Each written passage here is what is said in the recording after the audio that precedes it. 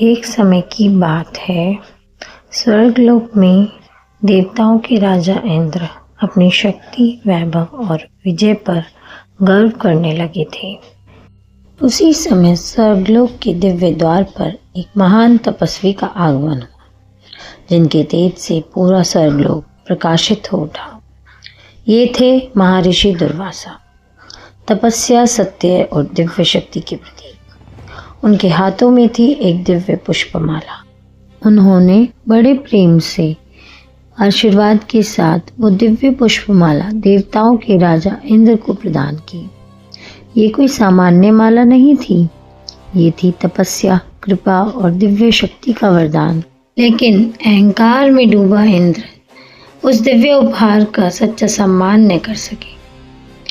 ऋषि दुर्वासा के आशीर्वाद को एक सामान्य वस्तु समझकर उन्होंने उस पवित्र माला को ऐरावत की सूंड पर डाल दिया। ये देखकर महर्षि दुर्वासा का क्रोध भड़क उठा।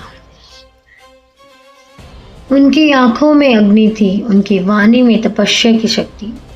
ऋषि गरज कर बोले, हे इंद्र, तुमने सिर्फ एक माला का नहीं, दैवीय कृपा का अपमान किया है।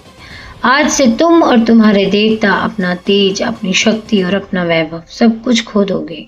और उसी श्राप के साथ स्वर्ग का भाग्य बदल गया।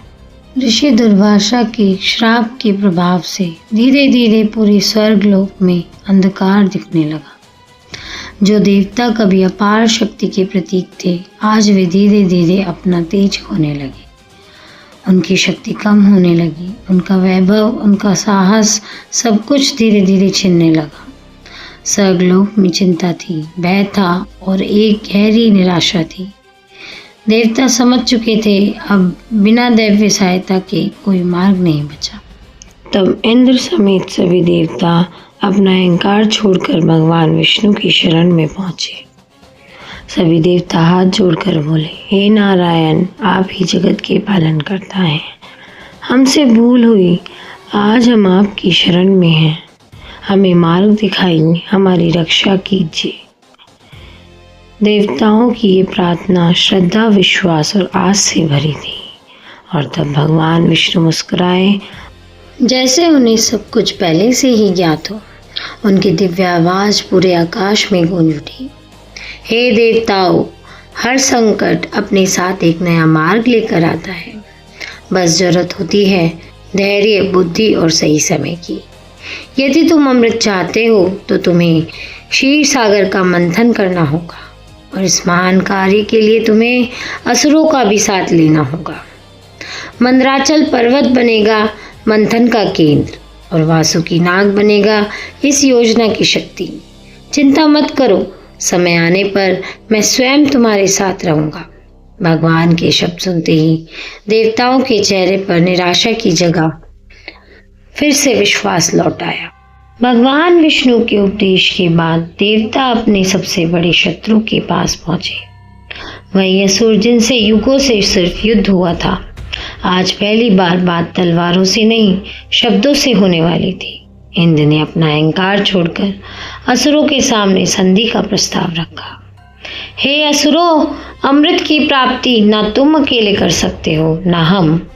अगर साथ चलें तो क्षीर सागर की गहराइयों से अमृत को पाया जा सकता है। सभा में एक गहरी खामोशी छा गई, क्योंकि आज पुराने दुश्मन एक ही लक्ष्य के लिए सामने बैठे थे। लंबे विचार के बाद असुरों ने भी इस संधि को स्वीकार कर लिया। पुराने शत्रु अब एक ही लक्ष्य के लिए साथ चल पड़े। लक्ष्य था क्षीर सागर से अमृत को प्राप्त करना। लेकिन इस महान कार्य के लिए उन्हें चाहिए था मंदराचल पर्वत, जो ना सिर्फ विशाल था बल्कि अपार शक्ति का प्रतीक भी था। देवता और असुर दोनों मिलकर उस महान पर्वत की ओर बढ़े। कदम भारी थे, लेकिन लक्ष्य उससे भी बड़ा था। हर किसी का मन में बस एक ही इच्छा थी, अमृत।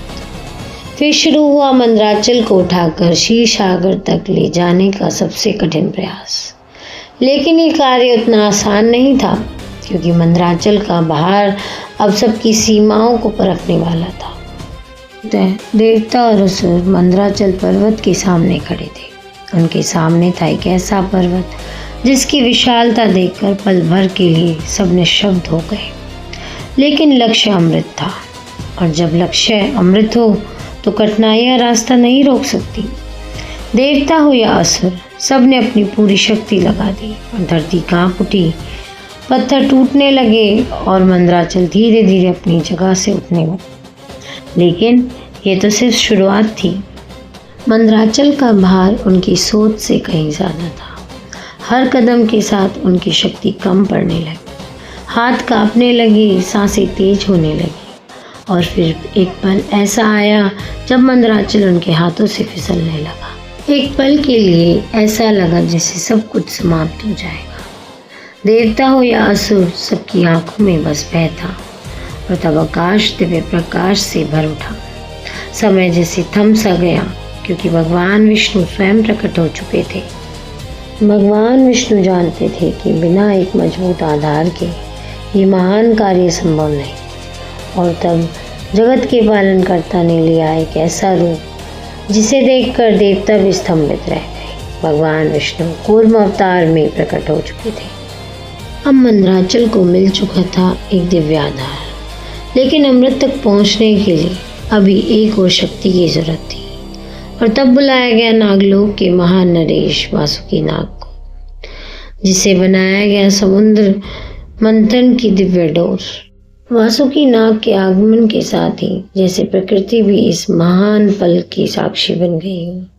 देवता हो या असुर, सबने मिलकर वासुकी को मंदराचल के चारों तरफ लपेटना शुरू किया। अब सब कुछ तैयार था। मंदराचल पर्वत कूर्म अवतार के दिव्य आधार पर स्थिर था। वासुकी नाग अब मंथन की डोर बन चुके थे। एक तरफ देवता और दूसरी तरफ असुर, दोनों ने अपनी पूरी शक्ति के साथ पहला खींच लगाया। समुद्र की लहरों ने जैसे गर्जना शुरू कर दी। धरती, आकाश और तीनों लोग इस मंथन के साक्षी बन गए। और इसी के साथ शुरू हुआ समुद्र मंथन। लेकिन ये महान मंथन बिना परीक्षा के पूरे होने वाला नहीं था। जितनी तेज वासुकी को खींचा जा रहा था, उतनी ही भयंकर उसकी सांसें होने लगी। और फिर वासुकी के मुख से निकलने लगी तेज अग्नि, जिससे असुर तड़पने लगे, जो वासुकी की मुख के पास खड़े थे। लेकिन मंथन जारी था और क्षीर सागर अपना पहला रहस्य प्रकट करने वाला था। अचानक समुद्र की लहरों ने एक अलग ही रूप लेना शुरू कर दिया। क्षीर सागर के बीचों बीच एक गहरी हलचल उठने लगी। पानी का रंग धीरे धीरे बदलने लगा, नीला, फिर बैंगनी, और फिर पूरा आकाश एक अजीब अंधकार से भर गया। देवता हो या असुर, सबकी सांसें थम गई, क्योंकि समुद्र की गहराइयों से अब प्रकट होने वाला था ब्रह्मांड का सबसे भयंकर विष, हलाहल। हलाहल को देखते ही जैसे समय थम सा गया। ना देवता कुछ बोल पाए, ना असुर। जो हाथ अब तक मंथन कर रहे थे, वही हाथ अब कांपने लगे, क्योंकि ये विष सिर्फ जीवन नहीं, पूरे ब्रह्मांड को समाप्त कर सकता था। और तब सबकी नज़र एक ही दिशा में उठी, कैलाश, जहाँ विराजमान थे महादेव, जो ना सिर्फ विनाश के देव हैं, बल्कि सृष्टि के रक्षक भी। सभी ने हाथ जोड़कर एक ही प्रार्थना की, हे महादेव, अब आप ही ब्रह्मांड की रक्षा करें, सिर्फ आप ही कर सकते हैं। सबकी प्रार्थना सुनकर कैलाश की गहरी शांति में एक दिव्य हलचल हुई। महादेव, जो अब तक समाधि में लीन थे, उन्होंने धीरे से अपनी आंखें खोली और उन नज़रों में न भय था, न चिंता, सिर्फ करुणा और पूरे ब्रह्मांड को बचाने का संकल्प। बिना एक पल गवाए महादेव आगे बढ़े। उनकी आंखों में न भय था, न संकोच, सिर्फ करुणा। और फिर पूरे ब्रह्मांड की रक्षा के लिए महादेव ने हलाहल को अपनी दिव्य हथेली में धारण कर लिया और उसका पान करने लगे। लेकिन जब महादेव हलाहल का पान कर रहे थे, तब माता पार्वती आगे बढ़ी। अपने प्रेम, अपनी शक्ति और अपनी करुणा के साथ उन्होंने उस विष को महादेव के कंठ के नीचे नहीं जाने दिया। उसी पल हलाहल महादेव के कंठ में थम गया। धीरे धीरे उनका कंठ नीला होने लगा। देवता हो या असुर सब निशब्द थे, क्योंकि अगले ही पल महादेव नीलकंठ बन चुके थे। सबने नीलकंठ को प्रणाम किया, लेकिन समुद्र मंथन अभी समाप्त नहीं हुआ था। क्षीर सागर के अंदर अभी कई दिव्य रहस्य छुपे हुए थे और एक बार फिर देवता और असुर मंथन में जुट गए। इस बार क्षीर सागर अपने दिव्य रत्नों को प्रकट करने वाला था। सबकी नजरें समुद्र की गहराइयों पर टिक गई। लहरों के बीच एक दिव्य प्रकाश उभरने लगा और सबसे पहले क्षीर सागर से प्रकट हुई दिव्य कामधेनु और फिर प्रकट हुआ दिव्य उच्च श्रवा और फिर समुद्र ने जन्म दिया दिव्य गज ऐरावत को। उसके बाद क्षीर सागर की लहरें एक बार फिर चमकने लगी। समुद्र की गहराइयों से इस बार एक अलौकिक प्रकाश उभरा। ना वो जीव था, ना कोई वृक्ष, बल्कि प्रकट हुई दिव्य कौस्तुभ मणि। उसके बाद क्षीर सागर की लहरें फिर से चमकने लगी। समुद्र की गहराइयों से धीरे धीरे एक दिव्य पेड़ उभरने लगा और फिर प्रकट हुआ हर मनोकामना पूरी करने वाला दिव्य कल्प वृक्ष। उसके बाद क्षीर सागर की लहरें एक बार फिर दिव्य प्रकाश से जगमगाने लगी। समुद्र की गहराइयों से इस बार धीरे धीरे कई दिव्य रूप उभरने लगे और फिर प्रकट हुई स्वर्ग की दिव्य अप्सराएं। के बाद क्षीर सागर जैसे और भी अधिक चमकने लगा। लहरों के बीच कमल उभरने लगा। सबकी नजरें उसी दिव्य प्रकाश पर टिक गई और फिर प्रकट हुई धन और सौभाग्य और समृद्धि की देवी माँ लक्ष्मी। जैसे ही माँ लक्ष्मी प्रकट हुई, पूरे क्षीर सागर दिव्य प्रकाश से जगमगाने लगा। देवता हो या असुर, सबके मस्तक श्रद्धा से झुक गए। सबने हाथ जोड़कर माँ लक्ष्मी को प्रणाम किया, क्योंकि उनके सामने खड़ी थी धन सौभाग्य और समृद्धि की देवी माँ लक्ष्मी। सबकी नज़रों के बीच माँ लक्ष्मी धीरे धीरे भगवान विष्णु की ओर बढ़ी। उनके हाथों में थी एक दिव्य पुष्पमाला। अगले ही पल माँ लक्ष्मी ने भगवान विष्णु को अपने स्वामी के रूप में वरण कर लिया। माँ लक्ष्मी के बाद क्षीर सागर ने अपना सबसे अनमोल रहस्य प्रकट किया। लहरों के बीच से दिव्य प्रकाश उभरने लगा और फिर प्रकट हुए भगवान धन्वंतरी अपने हाथों में अमृत कलश लेकर। लेकिन जैसे ही असुरों की नज़र उस अमृत पर पड़ी, उनके मन में लालच जाग उठा।